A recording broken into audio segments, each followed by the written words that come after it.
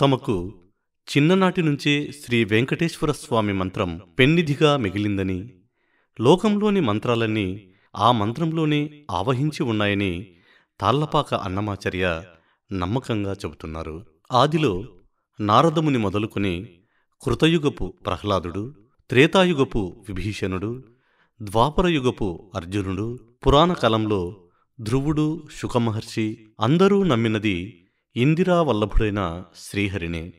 పరబ్రహ్మయైన ఆయనే రకరకాల మంత్రాల వల్ల ఆరాధించబడ్డ తిరుమలనాథుడు.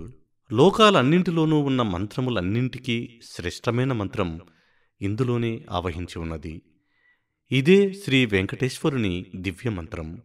ఇది తాళ్లపాక అన్నమాచార్యుల వారికి చిన్నప్పుడు అమ్మ వెన్న తినిపించిన వయస్సు నుంచే అలవడింది.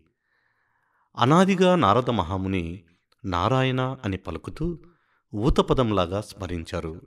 అదే ఆయనకు ఓం నమో నారాయణ అనే నారాయణ మంత్రమైంది. కృతయుగంలో ప్రహ్లాదవరదుడైన నారసింహుని శరణని ఆ నారసింహ మంత్రం పఠించి రసాతలంలో తన మనుమడు బలిచక్రవర్తితో స్థిరపడ్డాడు ప్రహ్లాదుడు.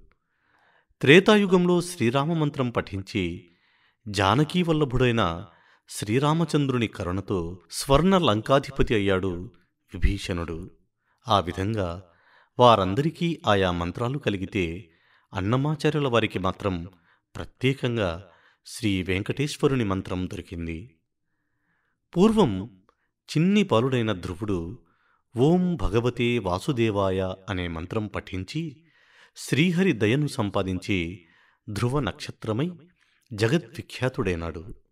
ద్వాపరయుగంలో అర్జునుడు ఉత్సాహంతో శ్రీకృష్ణ యదుభూషణ అని శ్రీకృష్ణ మంత్రం పఠించి విజయుడైనాడు.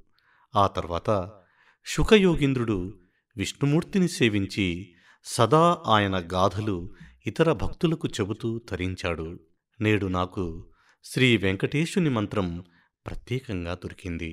ఇన్ని మంత్రాలకు లక్ష్యం లక్ష్మీకాంతుడైన శ్రీమన్నారాయణుడే. ఈ మంత్రమే పరబ్రహ్మ మంత్రం వలె నెలకొన్నది. తనను రక్షించడానికి శ్రీ రామానుజాచార్యులు తాళ్లపాక అన్నమాచార్యులకు అందించిన మంత్రమే ఓం నమో వెంకటేశాయ అనే అష్టాక్షరీ మంత్రం. అది వెన్నెలవలే చల్లనైనది. మీరు శరణని నేటి నుంచే మొదలుపెట్టండి, తరించండి. ఓం నమో వెంకటేశాయ.